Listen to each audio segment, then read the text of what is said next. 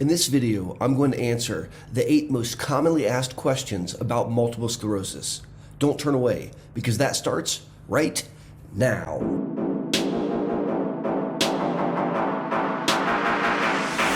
Hey! Howdy!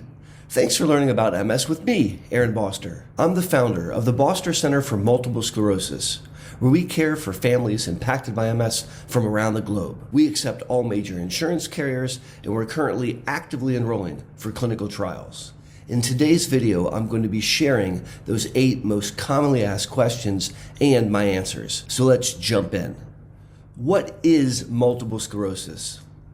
Multiple sclerosis, or MS, is an autoimmune condition where your immune system made an error in judgment and attacks your brain and spinal cord as if it was attacking a foreign invader like a bacteria or virus.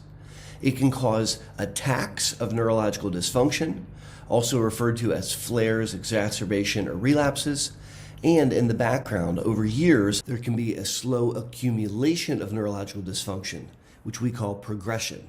And this can largely happen independent from attacks. What causes multiple sclerosis?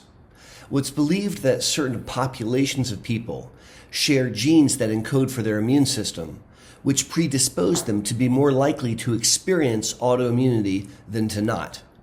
And it's with that genetic predisposition that there are environmental factors that increase or decrease a given individual's risk. The risk goes up if they're exposed to tobacco smoke, firsthand or secondhand, if they've come in contact with EBV virus.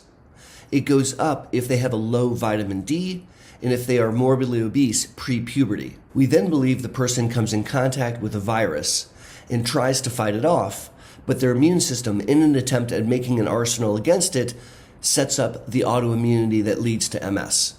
What are the symptoms of multiple sclerosis? I really divide that answer into 2 categories: acute attacks and then chronic symptoms. An acute attack is a new neurological loss of function that can come on over hours to days and typically lasts weeks to months and then it gets better. Most common attacks include optic neuritis, where it hurts when you move your eye and you lose visual acuity, or a transverse myelitis, when the spinal cord becomes inflamed, and then below the level of the spinal cord, you can have numbness or weakness or bowel bladder or sexual dysfunction. Or thirdly, a brainstem attack affecting the base of the brain with double vision or with a numb face or with slurred speech or something along those lines. Now, when it relates to chronic symptoms, a lot of them are invisible, and I oftentimes talk about the up there's and the down there's. The up there's is difficulty with energy levels, fatigue, which is one of the most common symptoms in MS, cog fog, difficulty with processing speed and short-term memory, and mood, as people impacted by MS are at an increased risk of experiencing depression, the up there's. As far as the down there's, those are invisible symptoms affecting bowel, bladder, and sexual function. Commonly, we may see urinary urgency and frequency, or difficulty getting the urine out, significant constipation, or difficulties in the bedroom. There are a host of other common chronic symptoms in MS. These can include numbness and tingling or change in sensation somewhere on the body, painful sensations. There's a lot of different pain syndromes seen in MS. Incoordination or poor balance, and weakness of limbs and spasticity, spasms, cramps, and Charlie horses. Is MS fatal? The short answer is not in the modern era of treatment. Pre-disease modifying therapy, we would find that people impacted by MS may die 5 to 7 years earlier than the general population. It's our belief that with the early application of disease-modifying therapy and its continued use, we can expect normal life expectancy in the setting of MS. Can you catch MS from somebody else? No. MS is not contagious. You can't get it by sneezing or touching someone. That's not how this works. Is there a cure for multiple sclerosis? Today, in 2020, the answer is no. We can, however, markedly slow down the disease and in some cases, seemingly make it halt. We can, however, in some cases improve neurological function, and our goal in 2020 is to make the disease boring. where people have a normal life expectancy and a normal life quality despite having multiple sclerosis. Am I going to end up in a wheelchair? There's a high likelihood that you will not.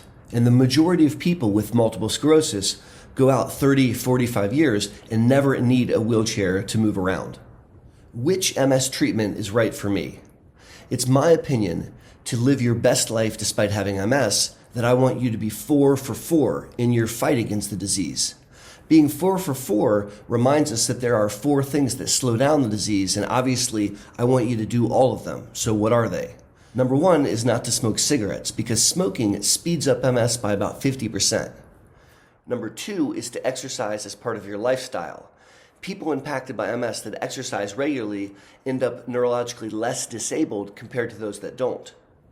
Number 3 is to supplement low levels of vitamin D, because levels of vitamin D below 50 drive the disease faster, whereas levels above 50 slow the disease down. And number 4 is to take a disease-modifying therapy for MS and make sure it's working. If you'd like to learn more about MS and up your game, click the video that's on your screen right now. My name's Aaron Boster, and thank you for learning about MS with me. Until my next video or my next live stream, or the next time I see you at the Boster Center for MS, be safe and take care.